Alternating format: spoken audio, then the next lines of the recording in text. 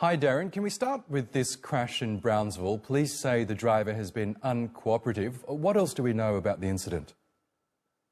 Well, Oscar, the difficult part for police right now, they're trying to determine whether or not the driver did this accidentally, intentionally, or if he was driving drunk. But since he has been uncooperative, they haven't been able to figure that out quite yet. They have taken a sample of his blood to test his blood alcohol level to see if this could be a drunk driving situation for drunk driving charges.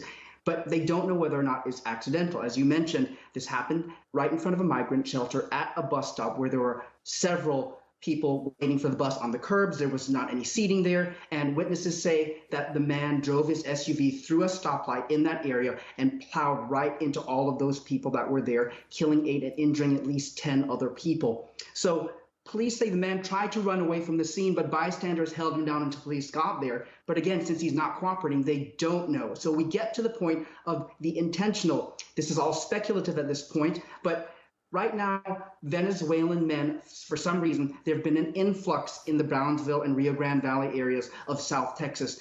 Part of that, it could be because of Title 42. That was the COVID-era restrictions for immigration that has seen nearly 3 million people deported from the United States back across the U.S.-Mexico border. Title 42 expires this Thursday on May 11th, and there are a lot of Americans who believe that there is going to be this surge of migrant populations coming across the U.S. border. So again, speculation is that if this were something motivated to race or ethnicity, because these were mostly Venezuelan men, according to police, then you could see the possible charges of murder and hate crimes being added to the situation. But until police figure out from this uncooperative suspect what his motives were, there won't be any charges filed at this moment, Oscar. And Darren, investigators quoted by US media say the man who shot and killed 8 people in a Dallas mall may have had far-right links. What else are authorities saying about that attack? Oscar, they've looked into his social media accounts, and you mentioned before the 33-year-old gunman, Mauricio Garcia, was shot by a policeman and killed. But they've gone through his social media accounts, and they found hundreds of posts with neo-Nazi rhetoric and hate-filled posts that have led them to believe that this was his motive, that he wanted to do something hateful.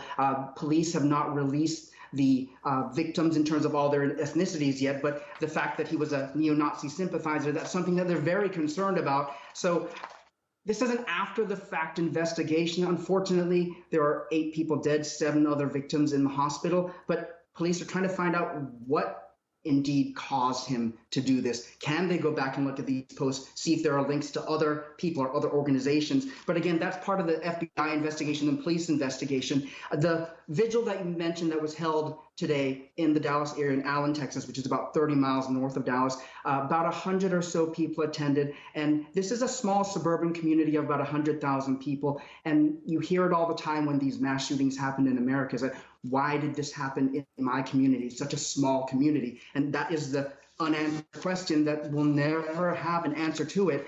You mentioned about President Joe Biden. He is asking Congress to pass a bill that would ban assault weapons, but unfortunately, that's easier said than done. The United States House of Representatives is controlled by Republicans at this moment, and Republicans are known to be gun advocates. They support the U.S. Constitution's Second Amendment right to bear arms. So as much as all of this talk is about banning assault weapons, Oscar, the likelihood is that is not going to happen anytime soon.